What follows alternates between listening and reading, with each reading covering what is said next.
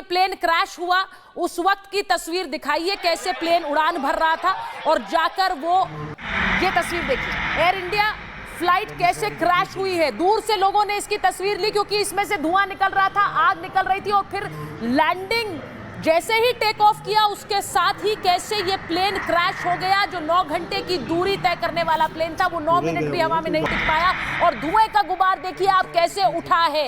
ये तस्वीर आज आई जिसके बाद आज पूरे देश में हड़कंप मच गया। इसके बाद दूसरी तस्वीर दिखा दीजिए। एक तस्वीर ये आप देखिए, उसके बाद जैसे ही जो डॉक्टर्स हॉस्टल बताया जा रहा है, क्योंकि ये जहां प्लेन क्रैश हुआ वहां डॉक्टर्स हॉस्टल था, इसी इमारत पर यह विमान जाकर गिरा है। विमान के गिरने के बाद इमारत पूरी तरह से जल गई और लोगों ने उसका वीडियो बनाया, मलबे में तब्दील हुआ वहां पर और प्लेन का कुछ हिस्सा भी वहां पर गिरा है। ये भी एक तस्वीर आई। इसके बाद अगली तस्वीर दिखाती हूँ।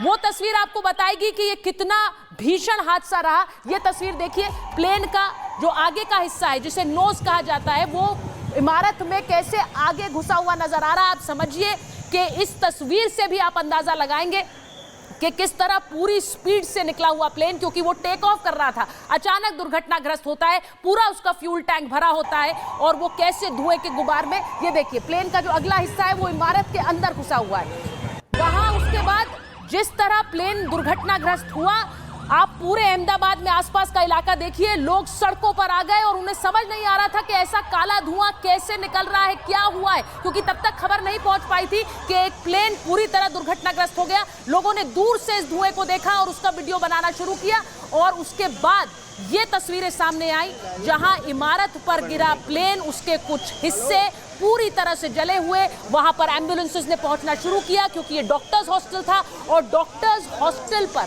कैसे ये प्लेन जाकर गिरा और उसके बाद वहां मौजूद जो ट्रेनी डॉक्टर्स थे वो भी कैसे इस दुर्घटना के शिकार हुए हैं। मैं एक बार बता दूं, सलोनी, जिस तरह से ये दुर्घटना घटी है इसमें न सिर्फ वो 282 लोग जो प्लेन में सवार थे, बल्कि जहां जाकर ये प्लेन गिरा आसपास का रिहायशी इलाका, वहां पर भी कैजुअलिटीज हुई होंगी, ये बिल्कुल समझा जा सकता है।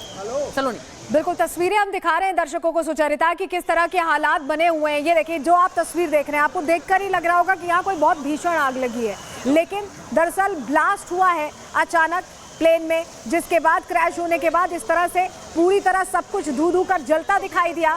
फायर ब्रिगेड की गाड़ियां मौके पर पहुंची, आग पर नियंत्रण पाने की कोशिश की गई और अब जो जानकारी हमें मिल रही है कि वहां से जल्द लोगों को निकाला गया है, क्योंकि एक इमारत पर ये प्लेन गिरा था, क्रैश हुआ था, तो उस इमारत के अंदर भी जो लोग थे वो भी प्रभावित हुए, वो भी घायल हुए हैं, उन्हें भी निकाला जा रहा है। और ये सबसे बड़ा हादसा है 2025 का। अगर हम कहें पहलगाम घटना के बाद अगर हम देखें तो ये सबसे दुखद खबर है इस साल की जो हम बता रहे हैं दर्शकों को, क्योंकि ये तस्वीरें जो आ रही हैं सामने अब झकझोर रही हैं। और इस बीच एक और बड़ी खबर आ रही है सुचरिता। बिल्कुल बड़ी खबर ये आ रही है कि गुजरात सरकार ने परिजनों से डीएनए सैंपल्स मांगे।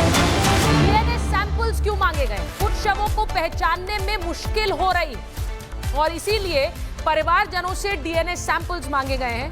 डीएनए रिपोर्ट के जरिए इन लोगों की पहचान सर्टेन होगी। अब आप समझिए कि ये दुर्घटना के बाद, ये मुझे कहते हुए अच्छा नहीं लग रहा, लेकिन शायद शरीर इतनी बुरी तरह से झुलस गए हैं कि उन्हें पहचान पाना मुश्किल हो रहा है और इसीलिए इन लोगों की पहचान को असर्टेन करने के लिए डीएनए सैंपल्स परिवार वालों से मांगे गए हैं। उन डीएनए सैंपल्स का मिलान कराकर पता चलेगा कि शव किसका है।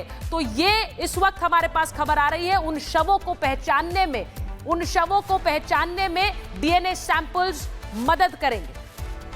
तस्वीरें भी हम आपको दिखा रहे हैं, पूरा घटनाक्रम आप इस तस्वीर में देख रहे हैं। 1:50 से जब ये इमरजेंसी कॉल हुआ उसके बाद से पूरी तस्वीर आप देखिए। इन 10 तस्वीरों को देखकर आप समझिए, एयर इंडिया का प्लेन क्रैश होता है, आसमान में धुआं दिखाई देता है, प्लेन में उसके बाद आग लग जाती है और उसके बाद रेस्क्यू ऑपरेशन किया जाता है। और अभी ये तस्वीर जो आप देख रहे हैं, जो सब कुछ जलकर खाक होता दिख रहा है, जो सुचरिता बता भी रही थी, बड़ी जानकारी जो मिल रही है, डीएनए सैंपल्स मांगे गए क्योंकि शरीर क्षत विक्षत हो गए जिस तरह का ब्लास्ट हुआ है प्लेन में। और क्योंकि फ्यूल्ड अप प्लेन था, 58,000 लीटर उसमें तेल भरा हुआ था, तो ये जो धमाका था वो और भयंकर और बहुत ज़्यादा भीषण था। ये घटना अब अपने आप में बहुत भयंकर हो चुकी है, क्योंकि अब जो तस्वीरें सामने आ रही है वो बता रही हैं कि पहचान करने में थोड़ी दिक्कत आ रही क्योंकि शत विक्षत हो गए शरीर, ये बड़ी खबर हमें मिल रही थी। और डीएनए सैंपलिंग यहाँ पर लेकर उसके बाद मैच किया जाएगा, मिलान किया जाएगा और उसके बाद लोगों को बताया जा सकेगा कि जो उनसे जुड़े लोग थे, जो उनके अपने थे, उनके बारे में क्या जानकारी, क्योंकि लोग इसमें दो तीन चीजें बड़ी इंपॉर्टेंट हैं। और जैसा हम कह रहे हैं कि जब ब्लैक बॉक्स रिकवर होगा प्लेन का तो उससे बहुत सी जानकारियां सामने आएंगी।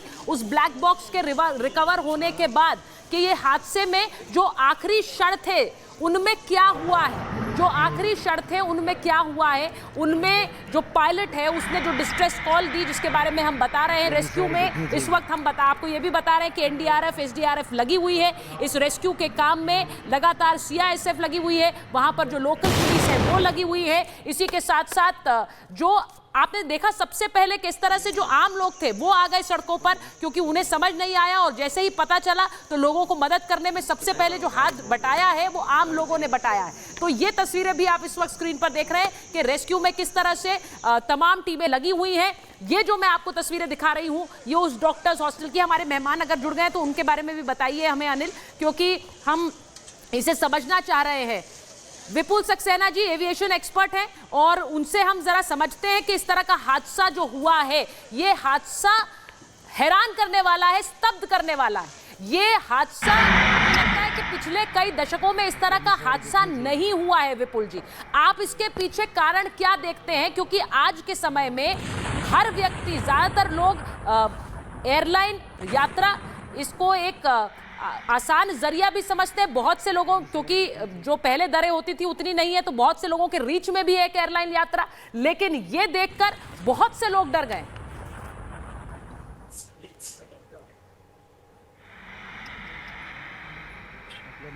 विपुल जी आप, अच्छा एस सुधाकरन जी हमारे साथ जुड़े हुए हैं।